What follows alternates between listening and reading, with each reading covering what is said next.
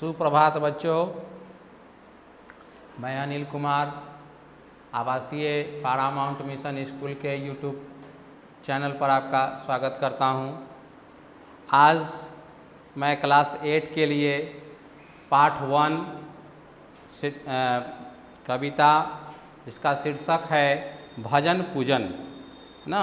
इसके कवि हैं रविंद्रनाथ ठाकुर।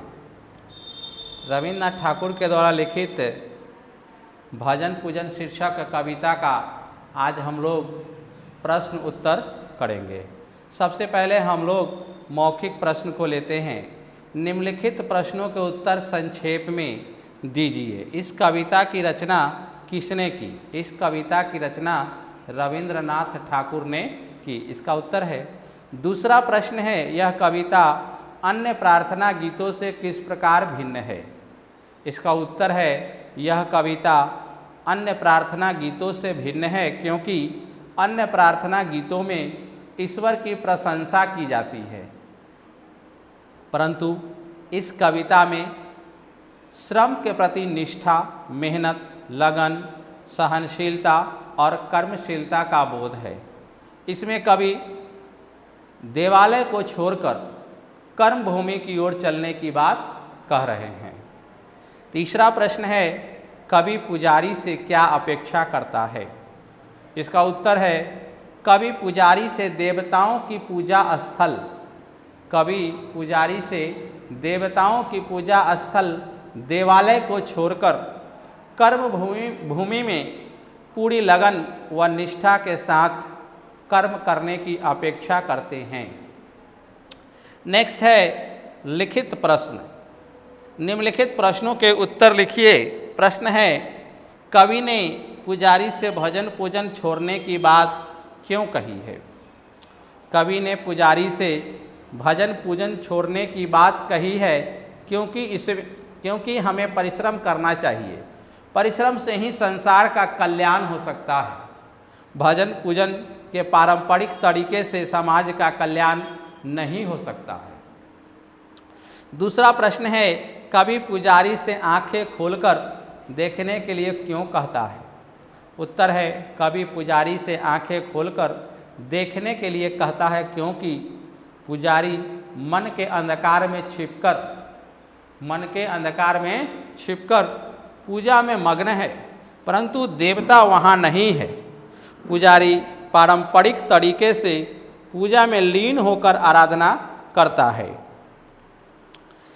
तीसरा प्रश्न है, तेरा देवता वहीं चला गया है पंक्ति में कवि का क्या अभिप्राय है? प्रस्तुत पंक्ति में कवि का अभिप्राय है कि देवता देवालय में नहीं हैं, वे परिश्रम करने वाले लोगों के साथ हैं। अब है 4th नंबर प्रश्न है, कविता में किसान और मजदूरों के बारे में क्या कहा गया है? इसका उत्तर है, कविता में किसान और मजदूरों के बारे में बताया गया है कि वे बहुत मेहनती होते हैं, यानी किसान और मजदूर बहुत मेहनती होते हैं। वे धूप बरसात में एक समान तपते झुलसते हैं। हमेशा उनके वस्त्र मिट्टी से लगे होते हैं या सने होते हैं। उनके वस्त्र फटे एवं धूल धूसरित होते हैं। 5वां प्रश्न है, मुक्ति के प्रश्न पर कवि क्या बात समझाता है? मुक्ति के प्रश्न पर कवि रविंद्रनाथ ठाकुर का कहना है या कहना चाहते हैं कि हमें पूजा भजन आदि से मुक्ति नहीं मिलती है। हमें तो अपने जीवन में कर्तव्यों का ईमानदारी पूर्वक निर्वाह करना है ताकि मनुष्य मुक्ति के अधिकारी बन सके, मुक्ति के अधिकार को प्राप्त कर सके। 6ठा प्रश्न है, कवि पुजारी से क्या करने का आग्रह कर रहा है? कवि पुजारी से कर्म करने का आग्रह कर रहे हैं। वे कहते हैं कि हे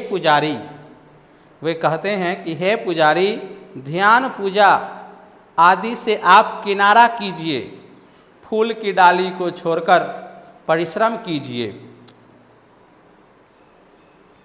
कार्य क्षेत्र में वस्त्रों की चिंता न करें, और कर्तव्यों को ईमानदारी पूर्वक करते हुए अपना सर्वस्व लगा देना चाहिए। सर्वस्व मतलब होता है सब कुछ।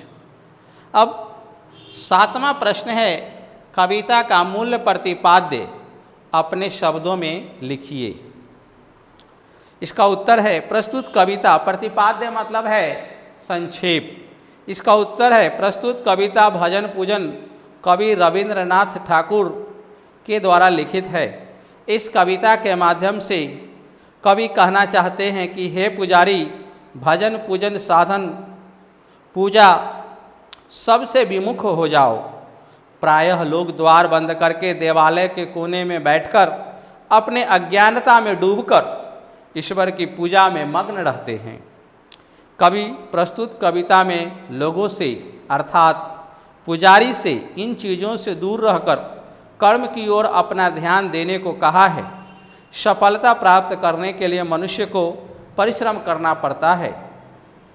जहाँ मजदूर पत्थर फोड़कर रास्ता तैयार कर रहा है, अर्थात परिश्रमी लोग दिन रात मेहनत कर अलग अलग क्षेत्रों में अपनी कुशलता से निर्माण कर रहे हैं, ऐसे परिश्रमी लोगों के पास तेरे देवता चले गए हैं, क्योंकि परिश्रम से सब कुछ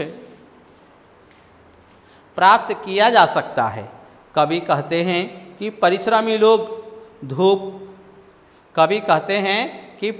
लोग धूप बरसात में एक समान तपते झुलसते हैं, अर्थात वे मौसम की परवाह न कर कि केवल अपने कार्य में तल्लीन रहते हैं और ईमानदारी पूर्वक अपना कार्य करते हैं, सच्ची निष्ठा से अपने कार्य संपादित करते हैं। वे धूप बरसात यानी किसी भी मौसम में तथा जिंदगी में आने वाली सुख दुख की बिना परवाह किए एक समान कार्य में लगे रहते हैं।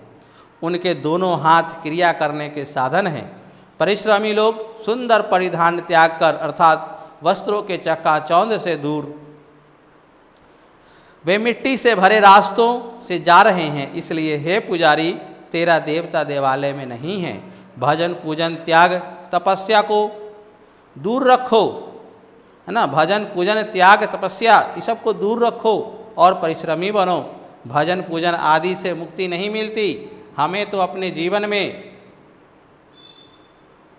कर्तव्यों का ईमानदारी पूर्वक निर्वाह करना चाहिए।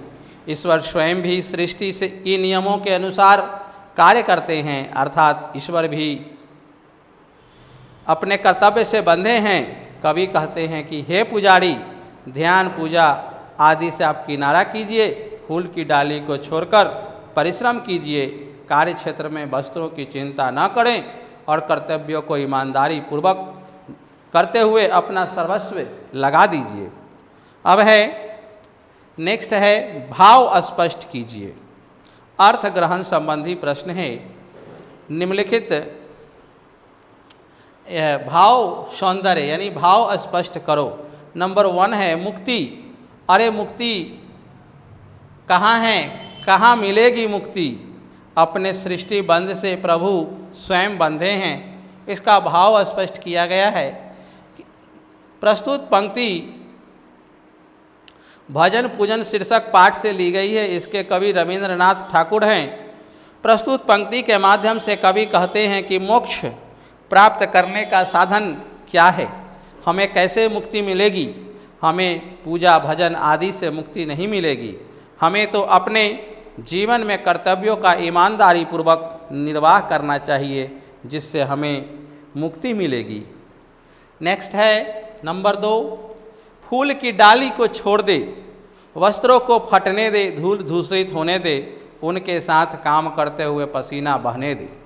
इसका भावार्थ है, भाव है, प्रस्तुत पंक्ति भजन पूजन शीर्षक पाठ से ली गई है। इसके कवि रविंद्रनाथ ठाकुर कहना चाहते हैं कि पुजारी, ध्यान पूजा आदि से आप किनारा कीजिए, फूल की डाली को छोड़कर परिश्रम कीजिए, कार्य क्षेत्र में वस्त्रों की चिंता न करें और कर्तव्यों को ईमानदारी पूर्वक करना चाहिए। नेक्स्ट है अर्थ ग्रहण संबंधी प्रश्न। इसको काव्यांश को पढ़ने के बाद इसमें प्रश्नों के उत्तर लिखना है। पहला प्रश्न है, कवि और कविता का नाम लिखिए। तो कवि का नाम रविंद्रनाथ ठाकुर, और कविता का नाम भजन पूजन है। दूसरा प्रश्न है, पुजारी कहाँ बैठा है? पुजारी देवालय में बैठा हुआ है। कवि उसे आंखें खोलने के लिए क्यों कहता है? कवि उसे आंखें खोलने के लिए कहता है क्योंकि वह मन के अंधकार में अर्थात अज्ञानता पूर्वक पूजा में मग्न है। चौथा प्रश्न है, देवता कहाँ चला गया होगा? देवता कर्म भूमि में चला गया होगा। अब है बहुविकल्पी प्रश्न, कविता का मूल संदेश क्या है? तो कविता का मूल संदेश है परिश्रम ही सच्ची उपासना है। दूसरा प्रश्न है, देवता कहाँ चला गया है? जहाँ मजदूर काम कर रहे हैं, ये ग ऑप्शन है। तीसरा प्रश्न है, धूल धूसरित होने दे क्यों? इसका ऑप्शन है मजदूरों के साथ काम करने से ऐसा ही होगा, है ना। तो इस तरह से हमारा बहुविकल्पी प्रश्न जो है यह भी कंप्लीट हुआ। अब आपका ये चैप्टर 1 पूरी तरह से कंप्लीट हो गया। इसको आप लोग फिर कॉपी में अच्छी तरह से लिखकर जब सबमिट करने के लिए बोला जाएगा, स्कूल से नोटिस जाएगा, तो उसको आप लोग सबमिट करेंगे और पूरा लिखेंगे, है ना। उसके बाद भाषा अध्ययन है, इस सब को भी फिर कॉपी में बनाएंगे। Thank you.